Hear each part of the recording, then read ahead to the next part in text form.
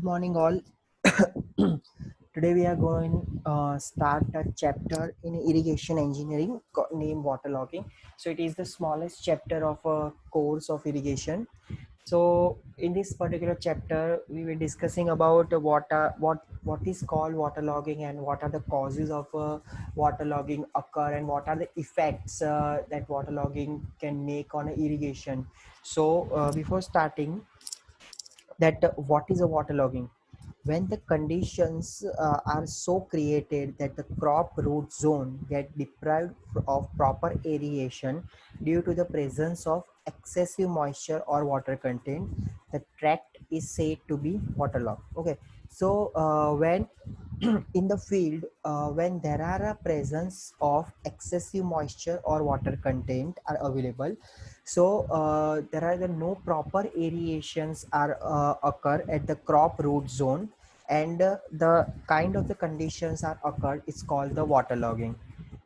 It is not always necessary that underground water table should enter the crop root zone. Sometimes, even if water table is below the root zone depth, the capillary water zone may extend into the root zone depth and makes the air circulation impossible by filling the pores in the sand. So, uh, why waterlogging are going to take place in that particular field or site? Sometimes the water table is below the root zone depth. The capillary water zone may extend in the root zone depth and makes the air circulation impossible by the filling the pores in the soil. So the main reason of waterlogging is that high groundwater table, but in some time when the excessive irrigation and not proper cultivation are provided before the sowing and after the harvesting, so the particles are washed out, and there are the different types of pores are available, and due to that the water content, moisture content as well as water particles are fixed or placed in that particular portion, and make the air circulation is impossible, so that the waterlogging effect are caused. The waterlogging may be defined as rendering the soil unproductive and infertile due to the excessive moisture and creation of anaerobic condition.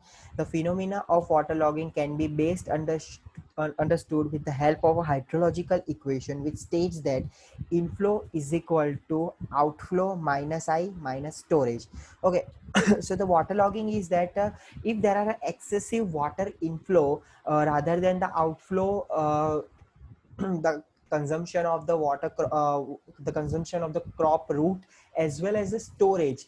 So if the inflow ratio is greater than all of the three, there are the chances of the waterlogging are occur. So the phenomena of waterlogging can be based understood with the help of the hydrological equation that the inflow is equal to outflow minus I minus storage. So when this happened, here inflow represents the amount of water which enter the subsoil in the various processes.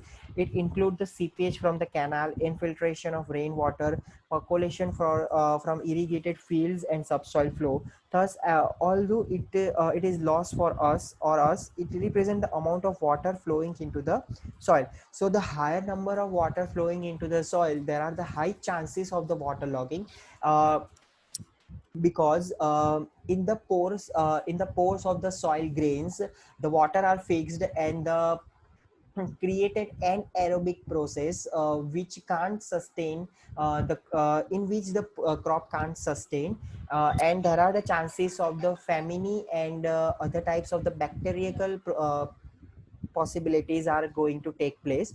So the inflow, so the it is a best understood by the inflow is equal to outflow minus I minus storage. In the outflow, that the waters which are percolated by the evaporation or transpiration process, as well as I is the amount of the water which are consumed by the crop root, and the storage is that there are kind of some storage capacity of the field or the soil which already store the small amount of the water in that particles for the very next crop season. So when the inflow is very high, so the chances of the waterlogging are occur. The term outflow represents mainly evaporation from soil, transpiration from plants, and underground drainage of the tract. The term storage represents the change in the groundwater reservoir. So what are the causes of the waterlogging? So why waterlogging occur in the particular field? Inadequate drainage of of overland runoff increases the rate of population, and it turns in help in the rising the water.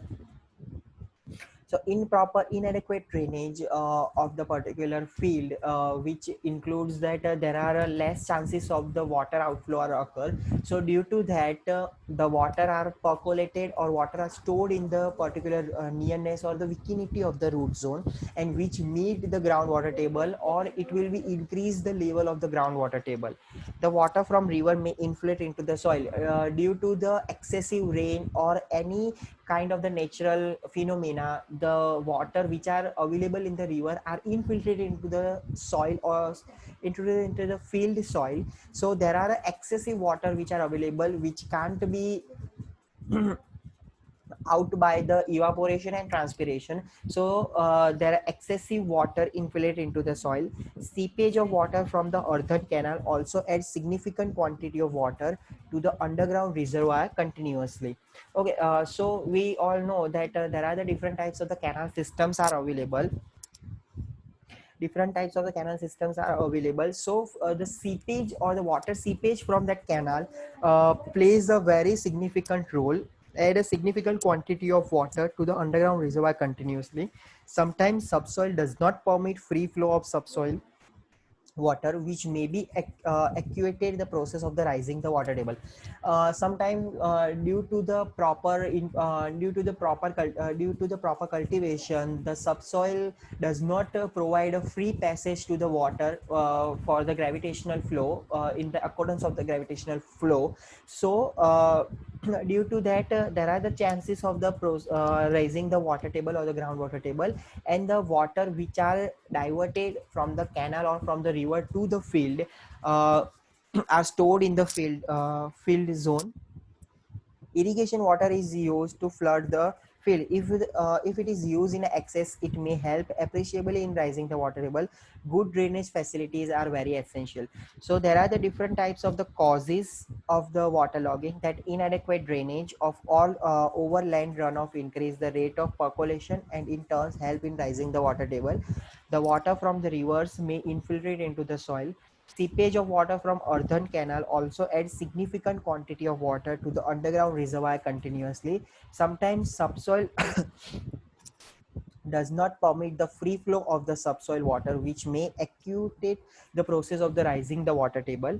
And the last, irrigation water is used to flood the fields. If it is used in excess, it may help appreciably in rising the water table. Good drainage facility is very essential.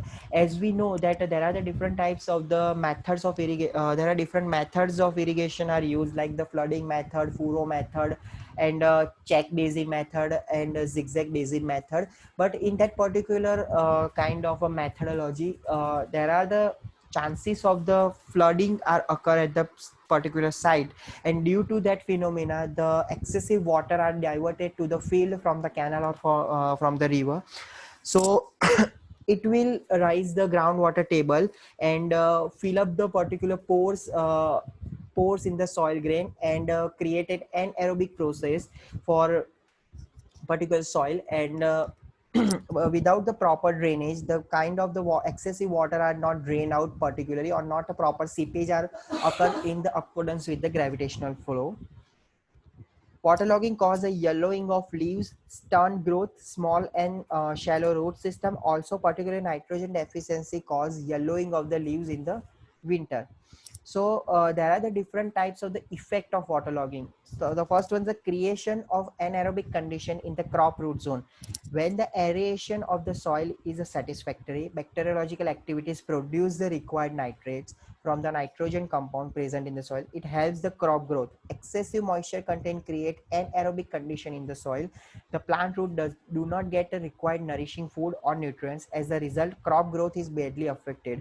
Due to the creation of anaerobic condition, the root of the crop don't get a proper amount of the nitrogen and nutrients from the soil. So it will be reduce the crop ratio as well as the crop growth of water loving wild plants. When the soil is waterlogged, water loving wild plant life grows abundantly. The growth of wild plant totally prevent the growth of usual plant. As we know, there are the kind of the grasses are uh, grown in that particular or in the monsoon season, so it will reduce the growth, it will consume the all the beneficial nutrients from the soil, which help which help that which help to grow in that particular crop. Impossibility of a tillage operation. Waterlogged fields cannot be tilled properly. The reason is that soil contains excessive moisture content and it does not give proper tilt. Accumulation of harmful salt. The upward water movement brings the toxic salt in the crop root zone. Excess accumulation of these salts may turn into the soil alkaline. It may hamper the crop growth. Lowering the soil temperature. The presence of the excessive moisture content lowers the temperature of the soil. In the low temperature, the bacteriological activities are retarded, which affect the crop growth badly. Reduction in time of maturity. Ultimately, maturity of the crop is the characteristic of the waterlogged land. Due to this shortening of the crop period, the crop yield is reduced considerably. So there are the different types of effect, but the main effect of the waterlogging is that it reduce the crop yield and reduction in the crop growth. So to provide a proper irrigation, or to use the proper irrigation methodology, help to minimize the effect of the waterlogging in that particular area, and proper cultivation of the land is also needed. And just understanding the level of the underground water in that particular region and in the surrounding region, and provide a proper lining to the canal, to the earthen canal, as well as a proper protection work from the river side, that prevent the excessive to prevent the inflate the excessive amount of water into the field. So there are the different kinds of the waterlogging, and what is waterlogging, and what are the causes of waterlogging and the effect of waterlogging on that particular crop. So if you have any queries regarding this kind of content, you can simply drop a message, and we will discuss the waterlogging effect in the detail in the very next lecture. So if you have any queries, just drop a message. Thank you so much.